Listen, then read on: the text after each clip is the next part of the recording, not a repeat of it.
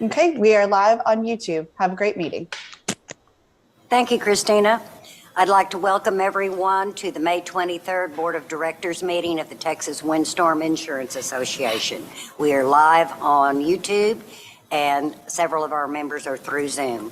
I would ask Mike Perkins to please remind us of our antitrust, call the roll, and also give us the disclosure, please.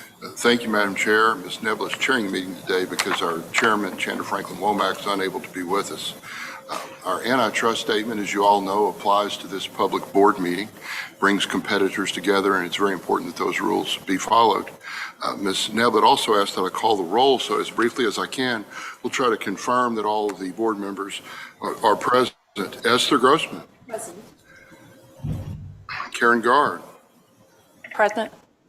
Michael Garrett. Present. Georgia Neblett. Present. Peggy Gonzalez. Mr. Walenta. Present.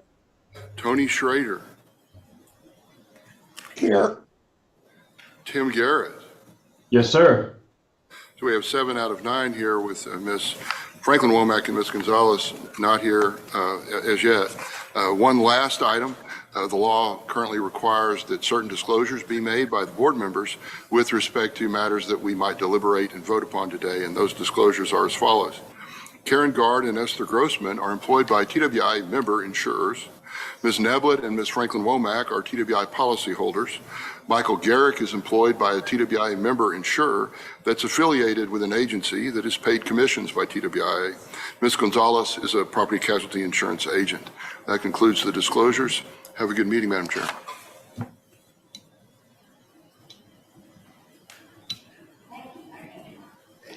Thank you. Thank you. Would I ask that our audience please introduce themselves so that we have accurate minutes? And let's start in the back, please. John K. Hamilton, Nationwide.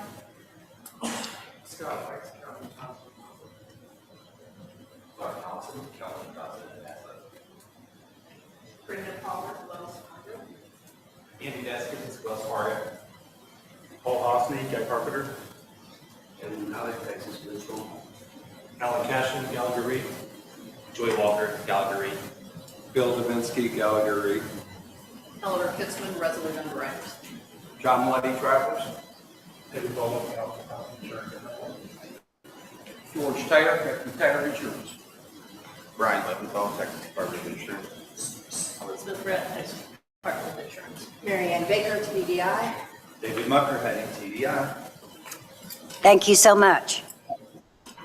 Christina, will you go over the meeting format for us, please? Yes, ma'am. Thank you. Thank you for joining us today. My name is Christina Donnelly, and I will be the technology moderator for the meeting. We're holding this meeting in person at the Marriott Austin South in Austin, Texas, and virtually through Zoom. This meeting is also being live streamed on YouTube. Public comment for this meeting may be made in person at the Marriott Austin South, or if you are logged in through Zoom, either via the internet or a touch-tone telephone.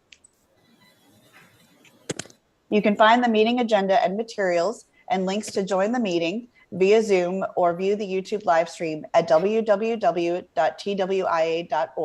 on our About Us page under Board Meetings. Before we move forward on the agenda today, I have a few reminders to help things run smoothly. If you are a meeting participant attending the meeting via Zoom or in person, please mute your microphone when you aren't speaking to help minimize disruptive feedback and background noise. Anyone attending the meeting who experiences technical difficulties with Zoom may email meetings@twia.org and someone will attempt to assist you. Meeting participants will not be able to respond during the meeting to comments or questions emailed to this address. I will now turn the meeting back over to the TWIA board chair. Thank you. The next item on the agenda is to approve the minutes of February 14th and April 18th. Were there any corrections or additions to the minutes? Hearing none, I'll entertain a motion to approve them. So move. I'll second. It's been moved and seconded. All in favor signify by saying aye. Aye. Any opposed? Minutes are approved. We will now move into public comment, and I'll turn it back over somewhat to Christina so that we may get any people who are joining us on Zoom to have an opportunity to speak. Thank you. Before I provide the instructions for verbal public comment, I'll provide a summary of the written comments received for this meeting. All written comments received before a TWIA board or committee meeting are posted to TWIA's website within 48 hours of receipt with personally identifiable information redacted. As of May 22nd at 12 p.m., TWIA has received a total of 2 written comments for this meeting. One comment requests no rate increase, and the other comment is regarding concerns about the cost of and underwriting requirements for TWIA policies. I will now provide the instructions for making verbal public comment for today's meeting. Participants must either be logged in through Zoom, through the internet or touchtone telephone, or be present at the Marriott Austin South in Austin, Texas to make public comment. If you're making public comment via Zoom, please click on the raised hand icon on the bottom of the Zoom control panel to indicate that you would like to make public comment. The raised hand icon highlighted on the image on the screen shows how to find and select this button. You may also indicate you wish to make public comment via your touchtone telephone by pressing *9. Then press *6 to activate your microphone when your name is called. After you click on the raised hand icon, I will call your name and unmute your audio when it's your turn to give public comment. The Zoom system will prompt you to unmute yourself, and you will see your microphone icon become enabled to indicate that your microphone is unmuted. If you are at the Marriott in South Austin, TWIA staff on site will provide directions. We will start our public comment with state legislators who are in person at the Marriott Austin South or on Zoom, followed by others at the Marriott, followed by those logged in through Zoom. As a reminder, for technical difficulties, please email meetings@twiA.org. And we appreciate your patience while we navigate the public comment. Amy, prior to the meeting, we spoke and there were not individuals signed in to make public comment. Is that still the case? Yes, that is still the case. Okay, thank you very much.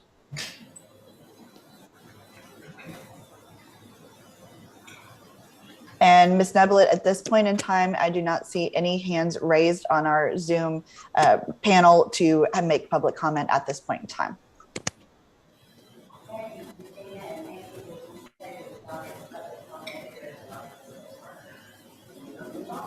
Ms. Nebelit, you might want to repeat that. The microphone was not picking up your audio. There you go. Okay, I think I'll leave it on. All right, David, would you please give us the TWIA operational highlights? Happy to. In Thank our you. new format, That's which I right. love. Good morning, everyone. And yes, this morning we're unveiling the new operational dashboard. We have replaced the scorecard that many of you may have gotten used to. And our thinking and design for this was to provide at a glance an indication of really how the association is doing, some of the more important metrics that you can see that lets you know the status of the association. And so you see there, I think the blocks are pretty clearly labeled, but exposure growth, premium, net income, so forth. And you can see the direction. Some of these will be discussed by the vice presidents, the leadership, as they get into their individual reports. But again, the design here is, or the thinking here is to give you at a glance kind of what's going on at Texas Windstorm. We've also included on the next page is a list of the projects, the enterprise projects that the employees are involved in. This, you will see, includes Windstorm projects and also Fair Plan. We combine the two to give you an idea, an indication of how those projects are moving. The green is on track. The yellow is at risk, and then if there's a red, there is a red. That means that needs action. It's a little behind. And then the time frames for the lengths of the project. So again, to give the board an idea of what we're working on, the big major projects. And hopefully this gives you a better sense. We're happy to modify this if there is something else you'd like to see or would like to have it displayed another way. This is a collaborative effort of the vice presidents, the executive leadership team, we call ourselves. So present this to you for your information and consideration. Any questions for David? I, for one, really like the new format. I think it's excellent. Thank you. We'll move on to Karen Gard, if you would give us our financial report. Well, that's kind of a hard act to follow. Thank you. Good morning. We'll start at the top here with written premium through March is $116.5 million and is $29.3 million above the same time period in 2022. The 33.6% increase is driven by both PIF growth as well as valuation and inflation changes. PIF is growing at 17.5% and exposure growth is right around 32%.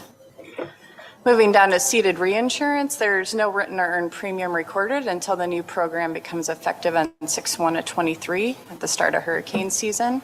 And that brings us down to premium earned at $130.7 million, or a 32.7% increase from prior. This is also trending in line with written premium growth. Moving down to deductions, they are up $10 million from 2022 at $51 million. Some items to note here, the loss in LAE account for a $4 million increase, and that's primarily driven by the January Houston storms. We do budget for those types of events, but that typically falls more into the April and May timeframe. As many of you know, this is also in line with what the industry experienced in the first quarter. It was one of the worst first quarters on record for the industry. Line 22, operating expense is under budget, but up from prior year. And then commissions and premium taxes are both up and over budget, but this is in line and corresponds with our increased DWP. The net underwriting gain is $79.6 million versus a prior year at $57.8 million. Moving down to other income, line 32 investment income is $4.3 million and up from just about $93,000 in prior, and that's also favorable to budget. There are some other minor offsetting items that bring us to other income of $4.3 million in 23 versus a $3.6 million expense in prior year. The net income for the year is $83.9 million versus $54 million in 22. However, this is below budget by $7.4 million for the items noted previously. Moving down to line 42, TWIA began the year with the surplus at $38.6 million, adding in the net income of close to $84 million, and then offsetting with not admitted assets, and the $23.2 million accrual for our CRTF contribution brings us to an ending surplus of almost $91 million. That concludes the treasurer's report, and Madam Chairman, I will turn it back over to you. Do I have a motion to approve the treasurer's report, please? So moved. Second. All in favor signify by saying aye. Aye. Opposed? The report carries. Stuart, I believe we've moved to you. Thank you, Madam Chair, and good morning, everyone. And thank you to Karen. That was a tremendously thoughtful treasurer's report. I almost need to say anything after that. That was really well done. What I'm going to talk about this morning is the treasurer's report compares our financial results to the prior year. And so I'll be talking a little bit more about how we're doing versus the budget.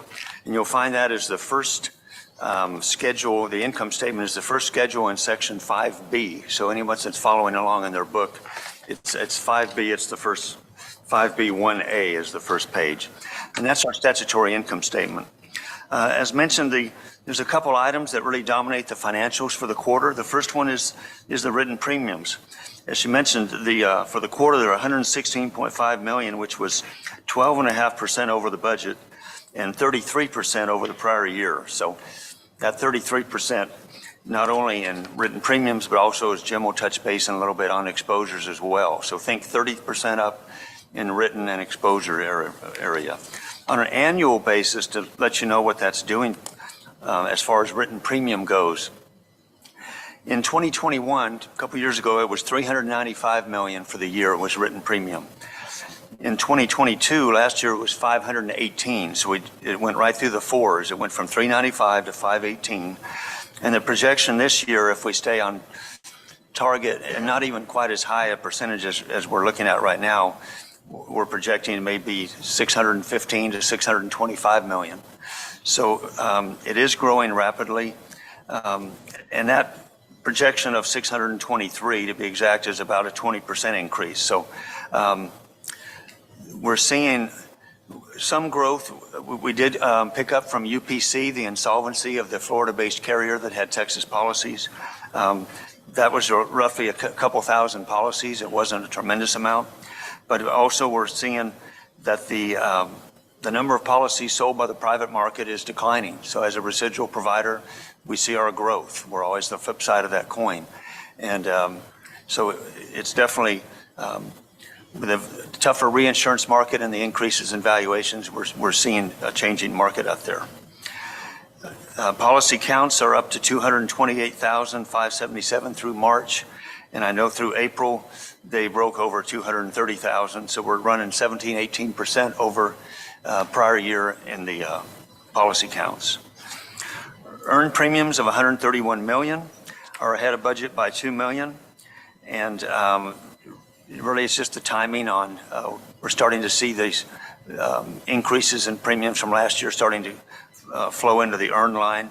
And as she mentioned, it's very important, there is nothing in there for ceded premiums yet because our reinsurance starts coming into place in the June 1 and it ends in November. So all of that, it's ceded premiums, what we call it. It's like an expense. All of that cost flows through between June 1 and November 30. And you think about the higher amount this year, the earnings that we see are strong in the first quarter and really through May start to drop off a lot because the drag that the reinsurance starts to put on the bottom line, you'll start to see that drop all the way down to the bottom. Losses in LAE for the quarter of 21.5 million. The budget was 10.3. As mentioned, the higher than anticipated losses are partially due to the storms and the tornadoes that struck near the Houston area in January. TWIA's losses from that event alone are over $11 million, and that's just in incurred and not really looking at IBNR yet on that, but we're at a loss of over 11 million there, and Mr. Williams can talk about that a little bit when he gets to his section on claims.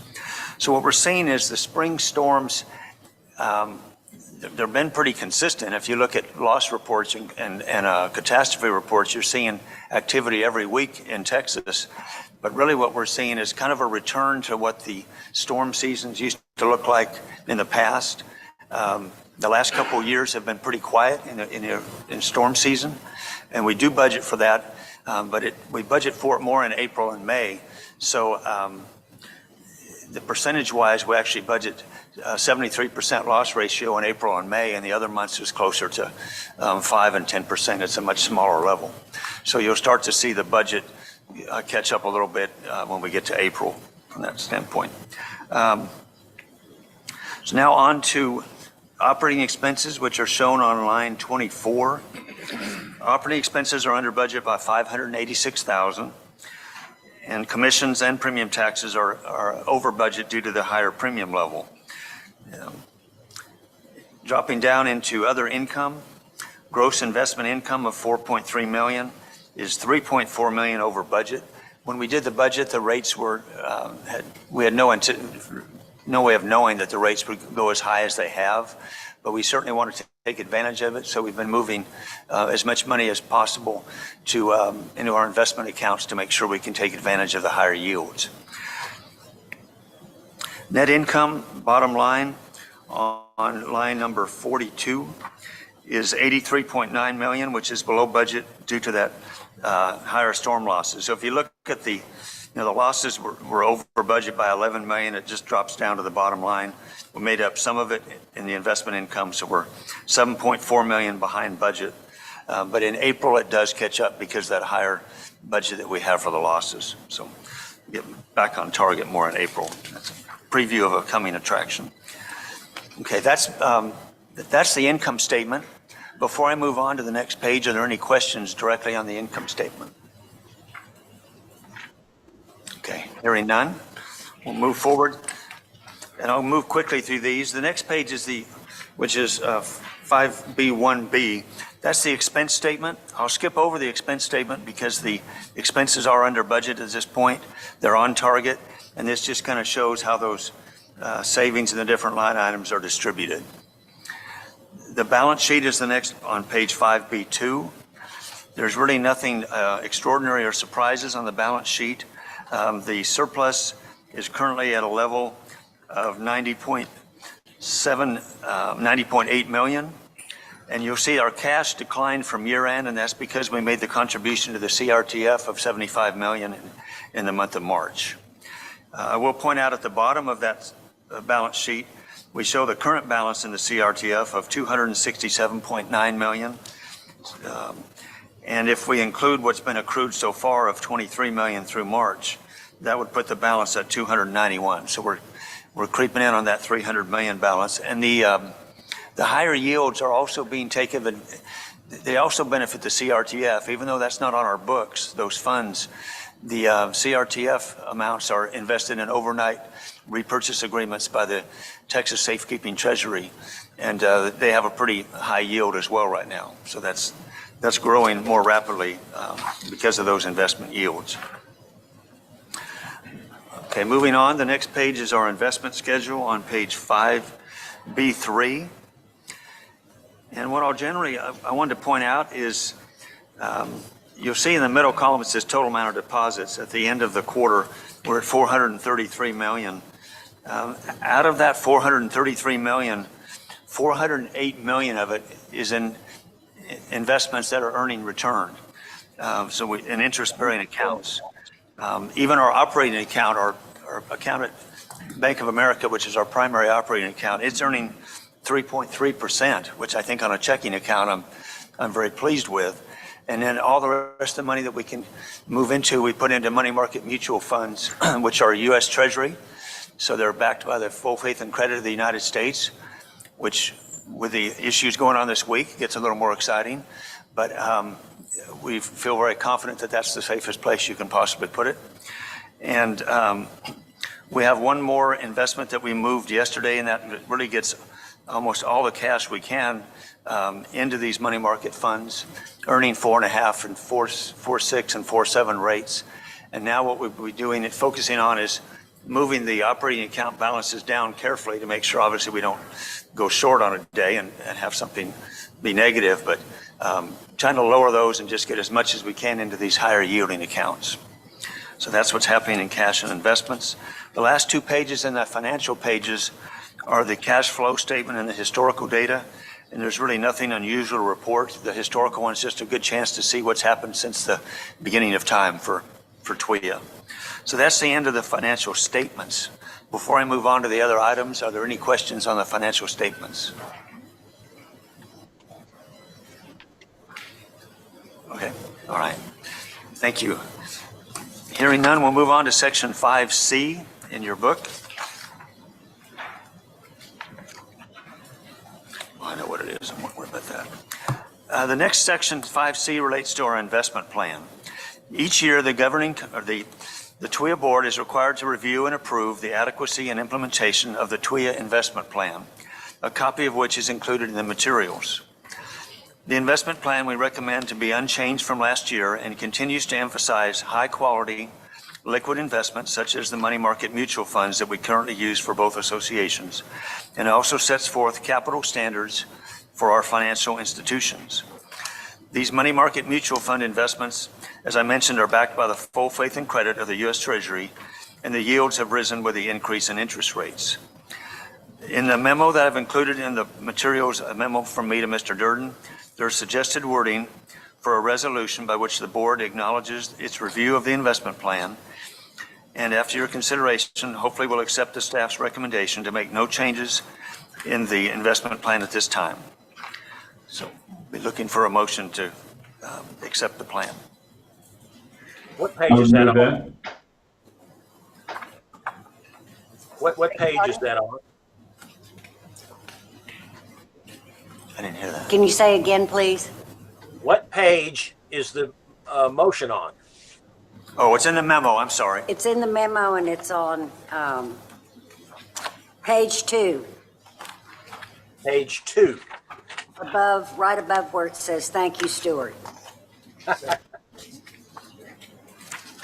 Section 5C of the book. How about if I read that out loud? That'd be great. Thank you, Tim. In the form of my motion, the Board of Directors of the Texas Windstorm Insurance Association acknowledges its review of the adequacy and implementation of the Statement of Investment Objectives and Guidelines of the Association, and accepts staff's recommendation to make no changes to the investment plan at this time. So moved. Is there a second? It's been moved and seconded. All in favor signify by saying aye. Aye. Aye. Any opposed?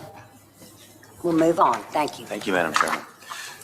The next section is Section 5D, which deals with the 2023 hurricane season line of credit. So this topic is to address the proposed renewal of the $500 million line of credit, which is currently provided by JP Morgan Chase and Bank of America. This is the last board meeting before the start of hurricane season, and the board approval is needed for staff to obtain the line of credit before this June 1st deadline. Included in the materials is a memo from myself to Mr. Durden describing the proposed line, which I'll mention in a moment, the term sheet that was provided by Chase Bank for the credit facility, and resolutions that are acceptable to the banks authorizing the acquisition of liquidity line of credit.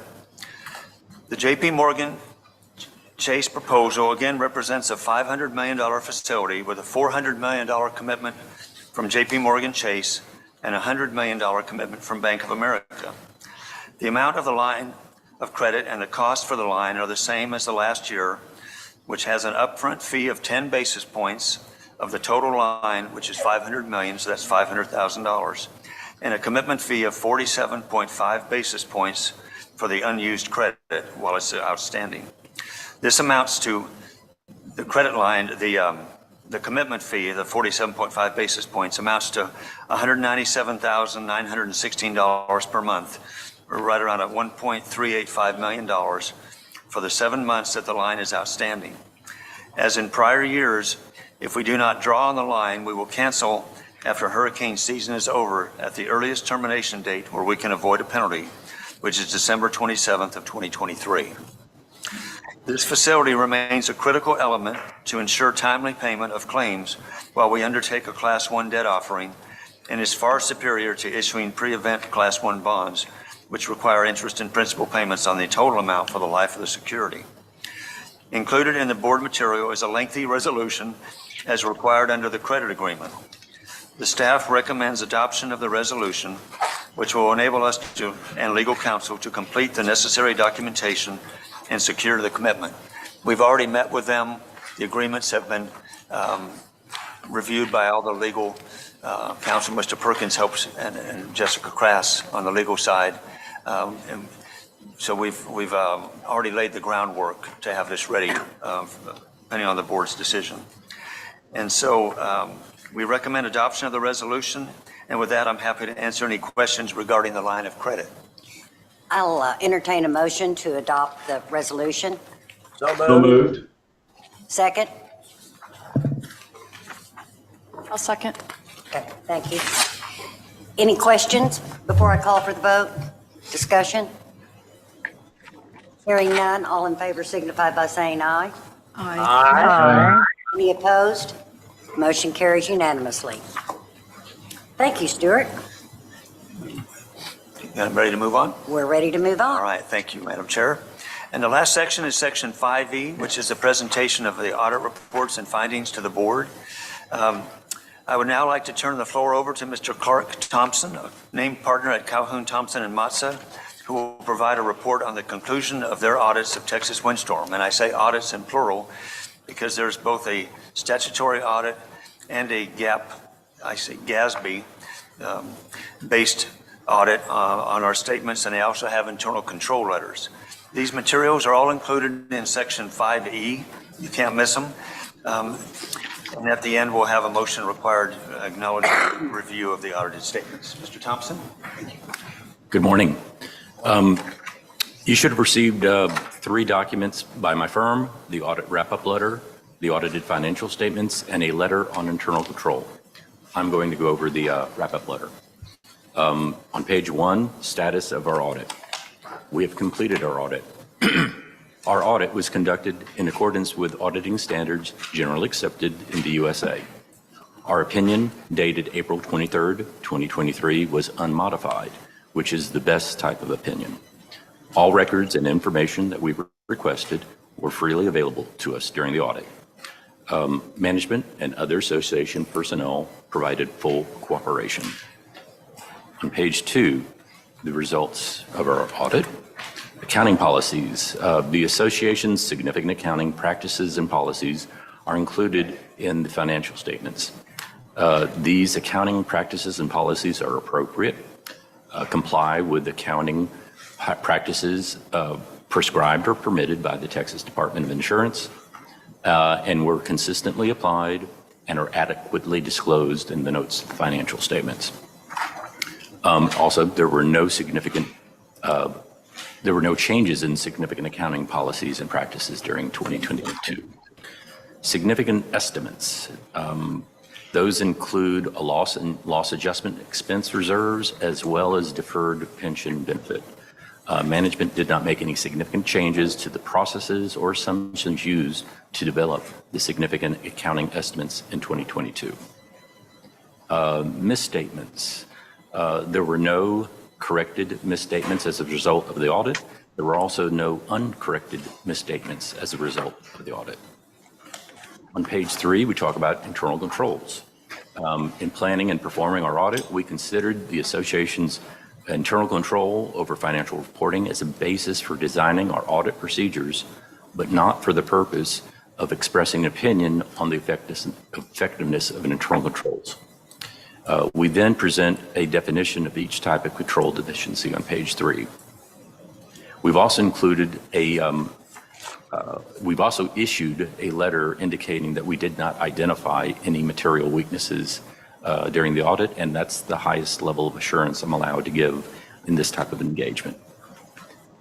On pages 4 and 5, we talk about required communications to those charged with governance. There were no disagreements with management during the audit. We are not aware of any instances where management consulted with other independent accountants during the year. Prior to being retained as auditors, there were no major accounting issues of concern discussed with management. We encountered no significant difficulties during the audit.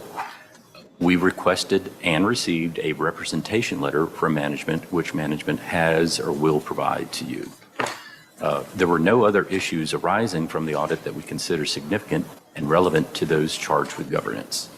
Also, there were no discussions with management concerning alternative accounting treatments. On page 6, we talk about independence. Our engagement letter dated June 21st, 2022 describes our responsibilities in accordance with professional standards and certain regulatory authorities with regard to independence. This letter also stipulates the responsibilities of the association with respect to independence as agreed to by the association. So please refer to the engagement letter for further information on independence. Regarding the other documents, I've already mentioned the letter on internal controls, and since there were no audit adjustments, I wasn't going to go over the financial statements. You've already seen this information. So unless somebody has a question, that concludes my presentation. Anyone have any questions? Mr. Thompson?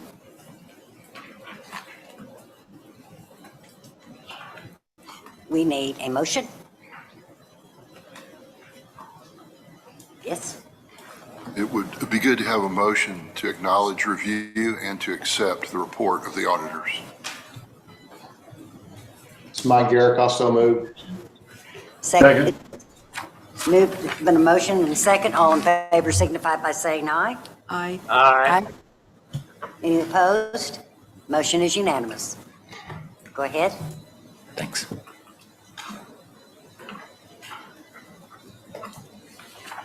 We're ready for Jim. Okay. Take it away. Thank you, Madam Chair. The actuarial section in your board books is, I think, just about 100 pages past the beginning of the audit papers. But once you get there, you'll find the standard policy counts and exposures exhibit that is customarily in your board books. We've covered this at a fairly high level already, so I won't spend a ton of time on it. But suffice it to say, we are continuing to see the growth in policies, exposures, and premium pretty much across the board and across the coast. Cameron County is the only county that is currently not seeing double-digit growth in policies. It's happening pretty much everywhere else up and down the coast. A little under half of the policy growth that we're showing year over year can be attributed to the kind of one-time influx of policies related to the companies that are no longer in business. The remaining slightly over half of the growth, it was just contraction of the private market in general. So we're seeing kind of continued growth on that front. Not quite as much growth as we've seen on the charts here. Just as a reference point, our policies are up about 3% since December to March. So that translates to an annual growth slightly less than what we're seeing on the screen here, because we don't actually expect any more large companies to send a whole bunch of policies our way. If there are no questions on that section, I'll move on to reserves. Association staff has completed a review of reserves as of March 31st, 2023. The reserves continue to make a reasonable provision for all outstanding obligations of the association. I would like to point out that we are considering Hurricane Ike closed from a reserve perspective. The ultimate estimate for Hurricane Ike is $2.582 billion. And unless something very unexpected happens, this will be the last time that I report on Hurricane Ike. So that's good news there. No change to the ultimate estimate for Hurricane Harvey at $1.66 billion. Go ahead. I'm so glad Ike is put to bed. It's been a long time coming. That's right. The next section in the actuarial section is on funding for the 2023 hurricane season. There's a memo in your board books that was current as of May the 4th. Since then, we actually have finalized the funding for the 2023 hurricane season. There's a few charts in here showing a big one showing the current funding, and then one prepared by Gallagher showing this year compared to last year. So it is complete up to the probable maximum loss determined earlier this year by the board at $4.508 billion. That is through a combination of $1.2 billion of catastrophe bonds and an additional just over $1 billion of traditional reinsurance. Our broker Gallagher is here to provide a summary of the transaction, if the board would like to hear from them. Would anybody like to hear from Alan? Alan, it looks like you're off the hook. Thank you for being here. And then the last item in the actuarial section, D, is just an excerpt from our contract with Aon. Aon, for the last 2 years, has provided the catastrophe modeling services for the association. And David, did you want to lay this out? Yes, thanks, Jim. Chairman. This item is in the book. Mr. Walenta requested that we add an item related to the Aon contract. The Aon contract is what I refer to as evergreen. It renews automatically unless we provide notice of termination.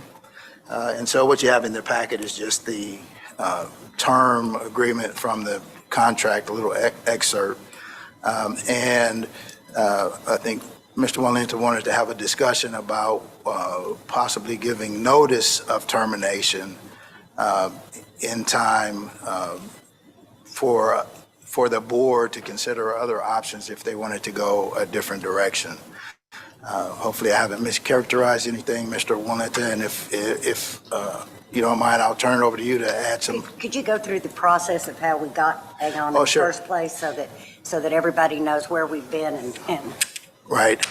There's a provision in the insurance code recently adopted that prevents the board from using a reinsurance broker that's involved in the running the models for our rates. And what the board did was issue an RFP request for proposals to have someone come in and run models for us, interpret the models, give us context, us, the board, give us context on what those models were providing.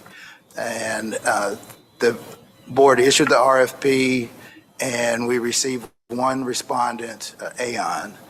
The board considered that response and opted to issue an additional RFP just to see if there were other entities out there that might be interested in providing the service. At the conclusion of the second RFP, there were two respondents, again, Aon and then Guy Carpenter. The board chose to enter into a contract with Aon, who is our current modeler, or ran the models for this term, and has assisted the board with interpreting those models and providing context. And so, as the memo shows there, the contract would expire the end of December. Notice minimally has to be given by December 1st if the board is going to non-renew or terminate the contract. And so that's a little background. Thank you, David. Sure. Ron? Yes, ma'am. Thank you, Madam Chair. Some of this will be a little bit repetitive of what Mr. Durden just said, but let me just go through this again. The statute governing the requirements for PML modeling does not require that TWIA use a third party to establish the PML. It only requires that the reinsurance broker cannot participate in the modeling process. That's a little bit repetitive. This means that TWIA can utilize internal resources to establish the PML. During the recent PML process, Stuart Harbor and Jim Murphy did an internal model that came out equal to two of the external modeling programs, and their efforts were at no additional cost to TWIA.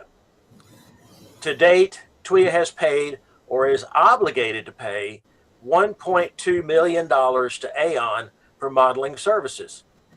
The current agreement also allows Aon to, quote, invoice customer for any out-of-pocket expenses incurred by Aon to perform the services. These amounts would be in addition to the $600,000 annual fee.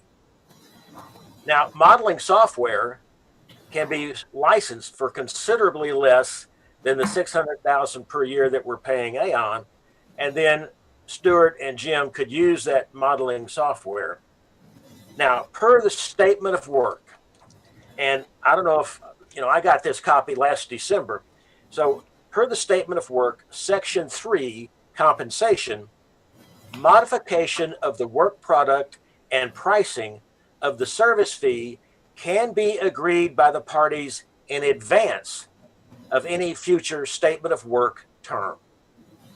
Therefore, I move that this board authorize and instruct the general manager to notify Aon that TWIA seeks to modify the terms of the existing agreement.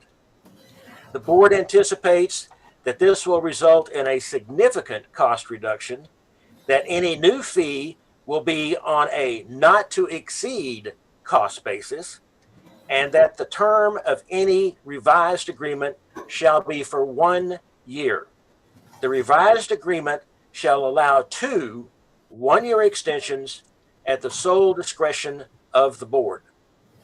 If the general manager and Aon are unable to agree on revised terms by July the 15th, 2023, then this motion shall serve as notification under Section 2 of the Statement of Work that TWIA will not be renewing the current consulting agreement.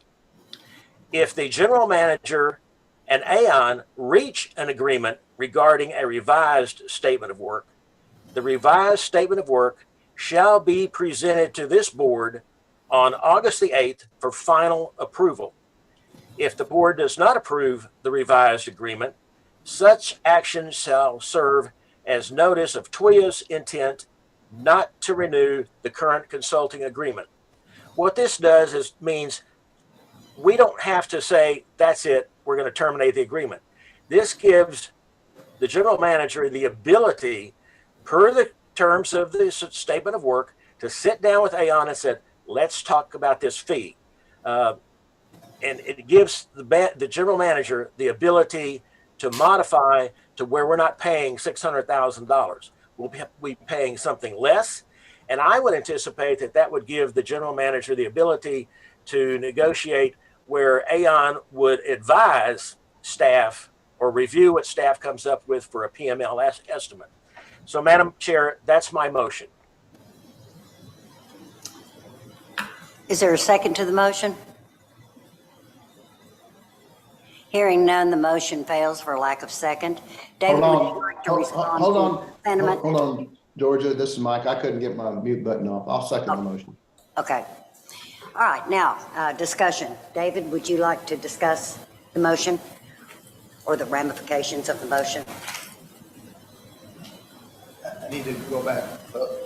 And make sure I understand, Ron, the big components you wanted us to negotiate. Can you say those again for me, please? Well, let me go back to that part here that the agreement allows us to, at any point in time, to seek to modify the terms of the existing agreement. I think that will give you the opportunity to negotiate a more reasonable fee. And instead of this evergreen contract, let's put in there, it's a 1 year with 2 1 year options, and remove that obligation where they could bill us and it's not defined. So they could put, who knows how much they could charge us for these outside invoice customers for any out-of-pocket expenses. Well, there's no definition on that. There's no limit on that. So that would be in addition to the 600,000. I just think we need to, now that the pressure is off of when we originally did this agreement, it gives you, as the general manager, the ability to sit down and say, let's visit this. This is going to renew in December, but let's talk about doing a revised statement of work. And if y'all can come to an agreement, that's great. Then you bring it to the board and we have an up or down vote.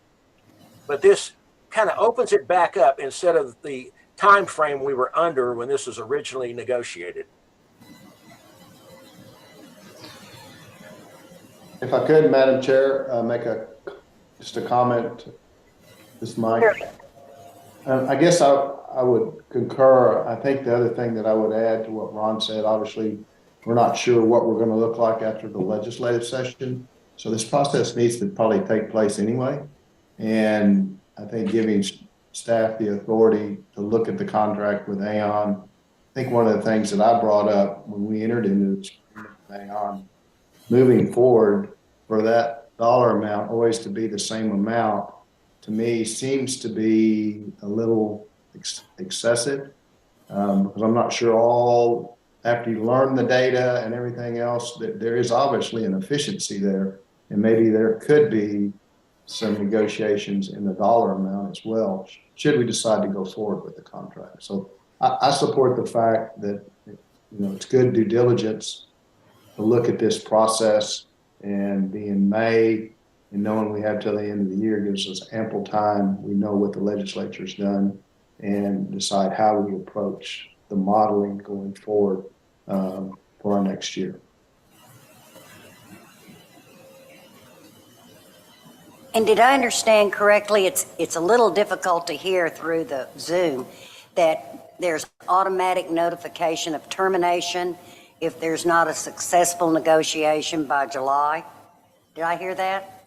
Yes, because right as it stands now, if we don't absolutely notify for a termination, then it automatically renews. We got caught flat-footed last December. I did not know that that was part of the contract. And we didn't have the opportunity to say, whoa, let's take a step back. And when I got the complete 6-page agreement and read it very carefully, I realized that we need to open up the opportunity for the general manager to sit down and say, all right, let's talk about this. And if we can't come to an agreement, then that serves as automatic notice that we will be terminating. But that gives both the general manager and Aon the ability to look at each provision here and to come to a more reasonable arrangement here. But David, you don't have to notify them for termination until December 1st, is that right? That's right, and that's what the contract requires. I certainly agree with having the general manager sit down with Aon and negotiate the SOW and the fees, but I don't know that I'm in favor of automatically terminating the contract in July. That's something that I think. No, Madam Chair, we're not terminating the agreement in July. We're notifying them that we will not be renewing the agreement in December. All right, that's fine. I think we could do that at a regularly scheduled board meeting in August if we needed to, after staff has had the opportunity to sit down with Aon. There is no pressure to tell them we will not be renewing. That does not have to be done until December 1st, as I understand it. Correct, but the August meeting is our last opportunity because the next meeting is after the date for notice has passed. I just don't want it to slip through the cracks. Well, I would rather have the board receive a full report from staff at the August meeting and make a decision rather than make a decision now about giving a notice in July when we won't meet. But my concern, Georgia, giving notice that you're not going to renew doesn't mean that you can't rescind your renewal.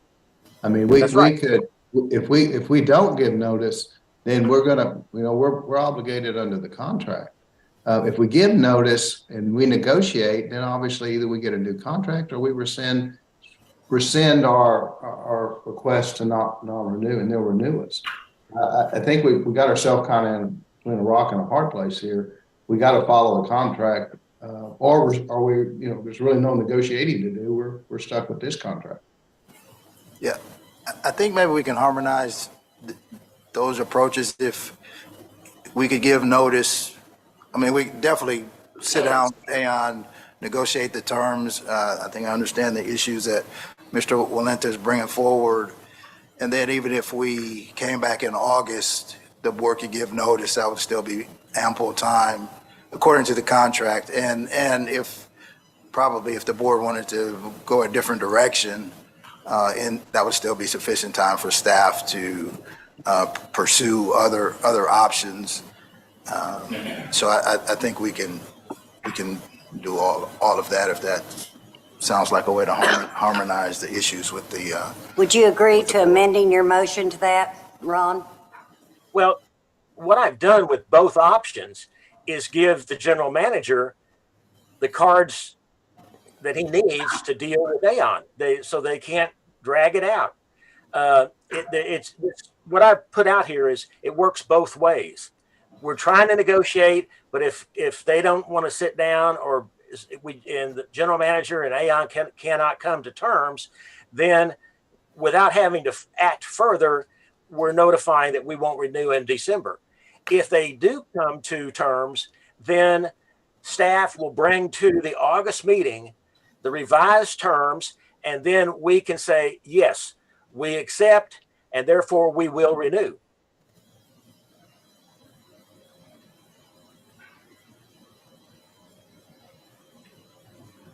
I have a question. If the terms are not accepted, what is the contingency plan? Well, if the board doesn't approve the new terms, then that would serve as notice to Aon that thank you, but we're not going to renew the current service agreement. And I think but I think so, Ron. I think if we get into that after we have that discussion, if we feel staff can do the modeling, then that would be probably why we would not want this agreement. That's the alternative plan. If staff cannot do that, then we negotiate as good agreement we can with Aon. That's in my opinion. Well, staff, in my opinion, has already shown that they can do it. I still think that's Can still a discussion for another date. I don't know that we need to get Okay. into that. I think we I was let, going to say, they're here. Can we ask them their comfort level with modeling and expertise? The model that Stuart and James came up with, I was asking staff, Ron, not you. Yeah, Allow staff to answer, please. staff hasn't modeled, staff made some budget projections that were based on models that were run by others. We don't have the expertise in-house to model. We would have to license with other modelers. When Aon issued their report, they used 4 modelers. We can license with those modelers directly and then get probably each of them or hire someone to give us any other context, give the board any context that the board wanted. But in terms of actually having a model that we can run, staff doesn't have that expertise. and I addressed that when I said modeling software can be licensed for considerably less than $600,000. So I knew that we'd have to go out and license some modeling software that staff could then use. I think if we were unable to come to terms with Aon, what I would envision is part of the report back to the board would try to give an indication of what it would cost us to license models independently. Have you done any preliminary investigation into that as how it might compare to the cost we're spending with Aon? We've gotten some numbers from 2 of the modelers that, and 2 of the modelers that Aon used for the board in the past 2 times. And the total of those 2 came to just under 400, about 380,000 for those 2. The board will recall that Aon used 4 modelers. There are 2 more outstanding that we don't have prices for. Those are non-negotiated. I mean, those prices haven't been not negotiated, so, I don't want to overstate those amounts, but those were the preliminary numbers brought us to about 380,000 for 2 models.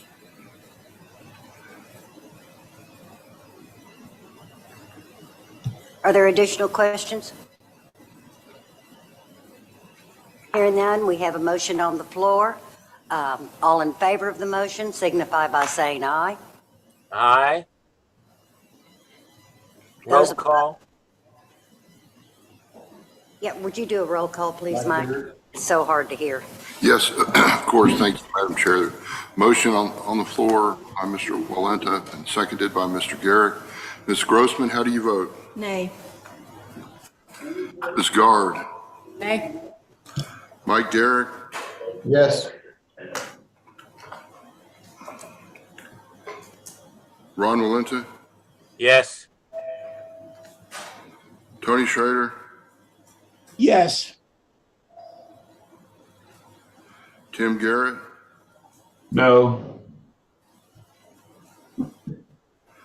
Georgia Neville? No. We have 7 members present and voting. There are 4 votes against and 3 votes in favor of the resolution, so the resolution fails. Madam Chair? Yes. Peggy, I'm I'm so sorry. Peggy Gonzalez with us? Yes, I am. I am sorry, Ms. Gonzalez. Forgive me. Please let us know how you wish to vote. I vote yes. Ms. Gonzalez has voted yes, so now we have 4 votes against the motion and 4 votes in favor of the motion, and that's a tie, and so the motion fails because it did not achieve a majority vote. Thank you, Mr. Perkins. Madam Chair, Tim Garrett. Yes. I think I'd be interested in looking at that again, but I'd like to get some information in writing in advance so that, maybe we can study that a little bit further and staff can look at it a little bit further. So I'd be interested in doing that later, but not in the form of a motion right now.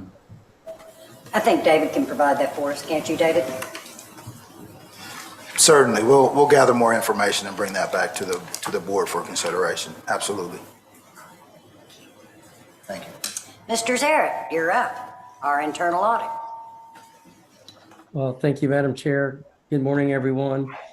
Section 7 goes through the audit activities. We've issued, since we last met, 3 reports. And if you recall, we went over a PowerPoint presentation on the continuity of operations before. We have 4 audits in progress right now in various phases.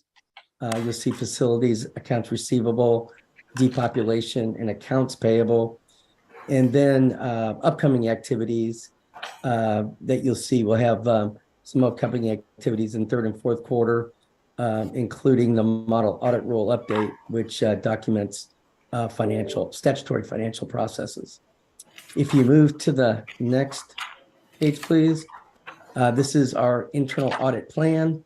If you recall, this is based on the annual risk assessment that we do and provide to the board in December, and plus receiving comments from the board and recommendations in terms of various areas to look at, along with management's input as well. And it's a look back 2 years and perspective going out to 2025. And so we're on track right now in completing the objectives for 2023. And Madam Chair, I'll turn that back over to you for any commentary or questions.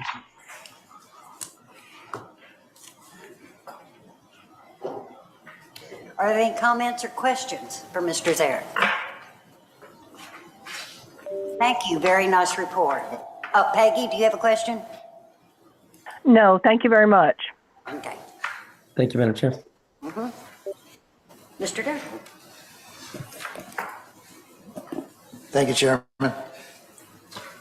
Our next up is the underwriting report, but before I turn it over, I'd like to introduce our newest vice president at Texas Windstorm Insurance Association.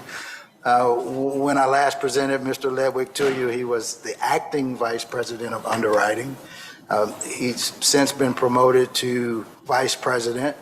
As a reminder, he has been with the association since the 2000s, early 2000s. Kind of grown up in the underwriting department, is familiar with the systems, the processes, maybe responsible for some of them, and also has good relationships with the stakeholders, agents, industry alike, the regulator, and has, I think, a good vision for the underwriting department for the future. So I'd just like to ask you to join me in congratulating Mr. Ledwig on his new role. We look forward to working with him in this new role. Thank you, Mr. Durden. Madam Chair. The underwriting agenda for this meeting is a little bit lighter because there's no depopulation update, since there were no carriers participating in the depop program for 2023, so there's no section on that. Going into the results for the 1st quarter for underwriting, our transaction issuance, our underwriting QA and telephone QA, those results were favorable to our metrics. However, our average speed to answer did underperform, and there was 2 reasons for that. We did have issues with our vendors in the first 2 months of the quarter that caused disruptions to our phone systems. That has been taken care of, and by March, as you can see, our results did rebound and back to our performance metrics. Going through the agent compliance audits, we did have 100% response from our agents, and we only found 1 issue this go around, which was 1 policy that should have had flood coverage, didn't have the flood requirements, and our staff is working with that agency to bring that policy back into compliance. And then just a quick update with the insolvency of UPC. We did receive a little over 1,800 policies that were submitted to TWIA from the insolvency of UPC, compared to Weston, which was over 15,000 policies. So That's the underwriting update, Madam Chair. If there's no questions, I'll turn it back over to you. Any questions? Hearing none, we'll move on. Thank you very much for the report. David? Yes, thank you, Madam Chair. So looking at the top of the first page in claims, or actually the only page in claims, you can see we're still moving things pretty quickly once we get the loss reported to us.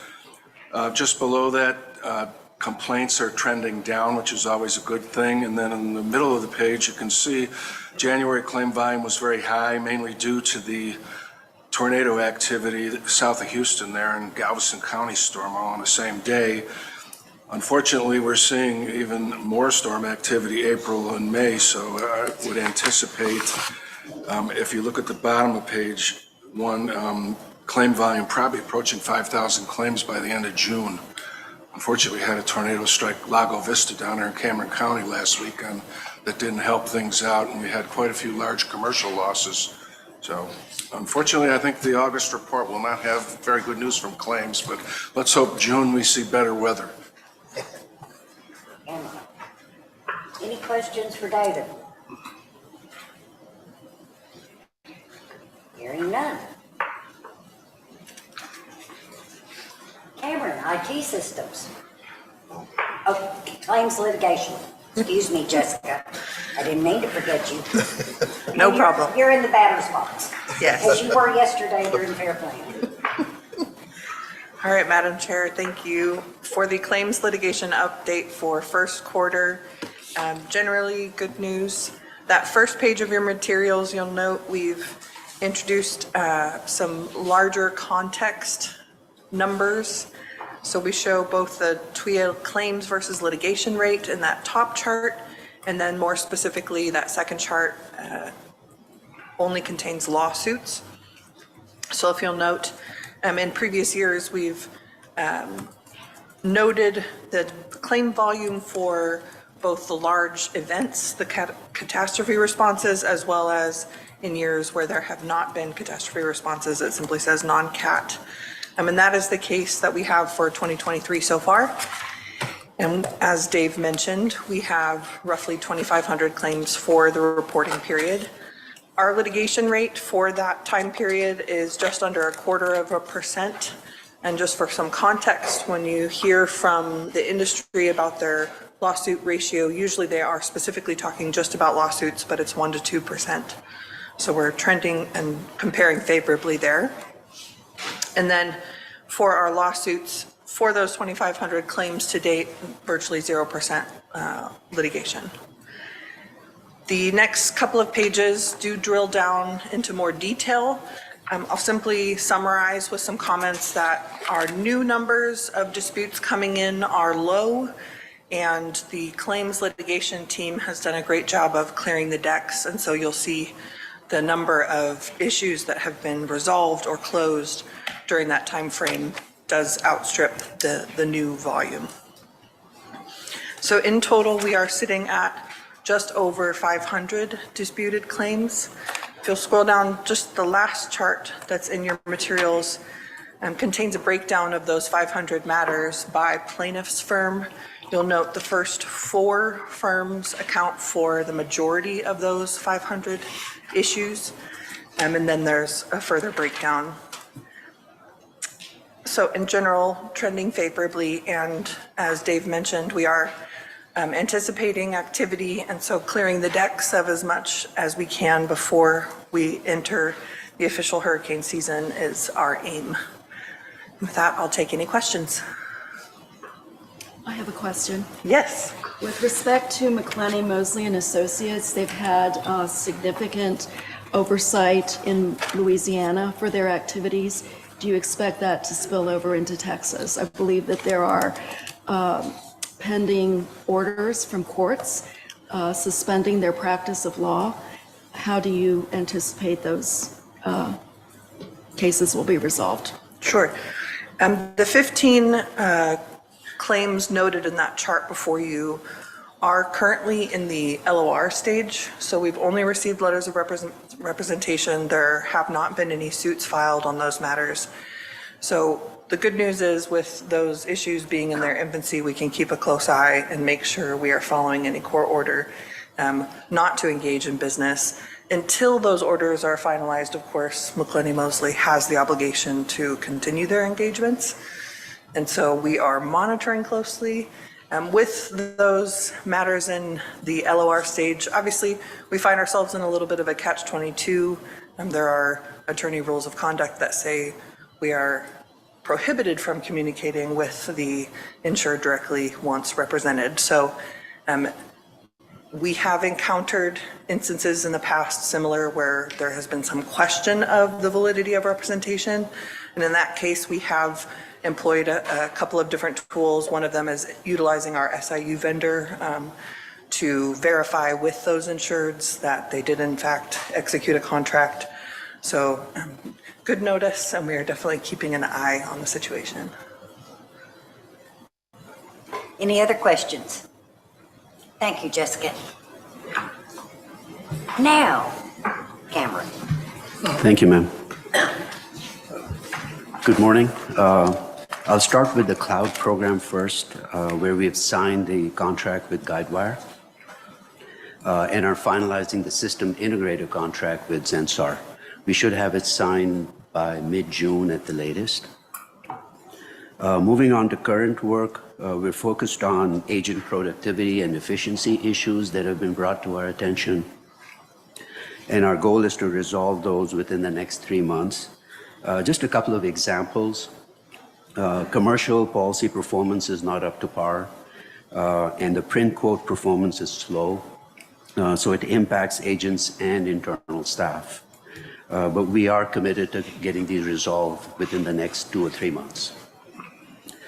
We have deployed several fixes and changes, but it needs more work, and we have a team focused on it in order to get it resolved as soon as possible. It's the complexity of the implementation with portals, Policy Center, the ratings module, document processing, and printing all having interplay with each other. And so that makes it a little difficult for us to isolate the issues. But we are getting closer, and we should have these resolved soon. Overall, system performance continues in a stable manner. Overall, all other projects are on track. And that concludes the IT portion. I'd be glad to answer any questions. Make one comment. I just wanted to emphasize that one of the things that Cameron and his folks are doing is actually visiting, it's in the memo, but visiting with the agents, going into their offices and getting that perspective on what they see when they are using our system. So that should give us a better feel for what the problems are, and again, work to address the productivity. Absolutely. We're getting empirical data, so that's very helpful. Thank you, David. That was a good point. Took the words out of my mouth. Okay. David, what are they going to do to us in the next few days? Who knows? I didn't have my mic on purpose. Well, we're still watching. It's interesting. You know, we're getting down to the final days of session. The deadlines are hitting almost every day, if not every day. But I'll start with the good stuff before we get to all the intrigue. We have seen good movement on the board's recommendations. You may recall the board proposed 11 items in their biennial report. 7 items ended up as filed bills. There were actually 9 bills because 2 of those items were filed in the Senate and the House. And of those 2 that were filed in both chambers, they both have been passed and sent to the governor. We have a couple of other bills related to premium cancellation and the process for providing a slate of nominees, or really getting rid of the provision for providing a slate of nominees to the Commissioner of Insurance. Those 2 bills have passed. There's a bill that's been considered related to establishing appraisal deadlines. I think that bill is likely to pass. There are two different versions, so it's coming back to the House, and the House just has to agree on the changes made in the Senate. But the House sponsor was aware of those changes, so I'd expect that will pass also. The board made a recommendation related to premium tax, and that is queued up. It's scheduled to be considered today or eligible for consideration today. So we'll see. It's a House bill that's in the Senate, so if it gets considered in the Senate, it will pass. And I'll say on these bills, there really hasn't been any opposition to the bill, so I think that's a good testament to the board's recommendations.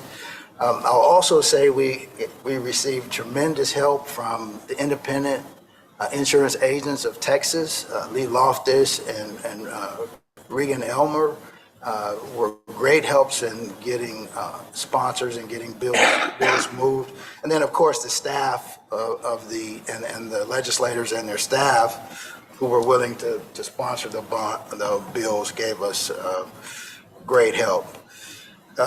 There's a bill for the short-term, the Fortify program, but it's a wind mitigation. I think that one is not likely to pass. It made it to the Senate, it passed the House, but didn't get a Senate sponsor, so I don't see how that bill is going to make it unless it gets endorsed onto something or amended onto something else. So that's sort of the recap on the board's recommendations. I think things are looking pretty good. And then there were a couple other bills that we've reported on that we've been watching. One is Senate Bill 1217 by Senator Mays Middleton, which had several reforms, addressed things like the development of the probable maximum loss, the lobbying by the association, and several other factors. And then House Bill 1588 by Representative Oliverson, who chairs the House Insurance Committee. That bill dealt with funding. It was characterized as the industry's funding proposal. Member Garrick had talked to us about that proposal as it was even being thought about and developed. The Senate bill made it to the House. The House bill made it to the Senate. They were revised substantially in those chambers. And so both of those are still possibly can make it. I think 1217 is up for consideration today, or eligible for consideration today. And same for House Bill 1588. 1588 is up for consideration. 1217 has to make it to the House calendar, is what it is. So it's not, neither are dead. But as you can imagine, time is running short. It's getting close. At one point, we had heard that bills might get passed and then go to conference, and they would work it out. So that's still a possibility if they really want to just push them through, get them resolved, and say, let's go to conference. And then that's a whole different set of deadlines that come in terms of appointment of the committees. The committees have to meet, have to issue their report, all within now less than a week. Session ends on the 29th, a week from yesterday. So in the scheme of things, again, not dead yet. Can't call it quits or say forget about these till next 2 years, but we'll see. And then, what they look like when they come out is almost anybody's guess. I can go into more details on some of the highlights of the bills if you want. or if you have any questions, I'll respond to those. Are there any questions for David? No questions. I'll just say I appreciate the email updates along the way of the progress of all of these bills and what all they entail. So that's been good information that we've been receiving. I concur with that. Thank you. It's great. Thank you both. Appreciate that. Well, I understand we have no reason to go into a closed session. So there are no committees. So Amy, future meeting dates. So we have our upcoming meetings. The first one will be August 8th at the Tremont House in Galveston, followed by the December 12th meeting at the Omni in Corpus Christi. And we have just nailed down the February meeting date. I have not sent out a calendar appointment yet, but it will be, bear with me here for a moment, it will be February 20th at the Moody Gardens Hotel in Galveston. So be on the lookout for a calendar appointment for that particular meeting.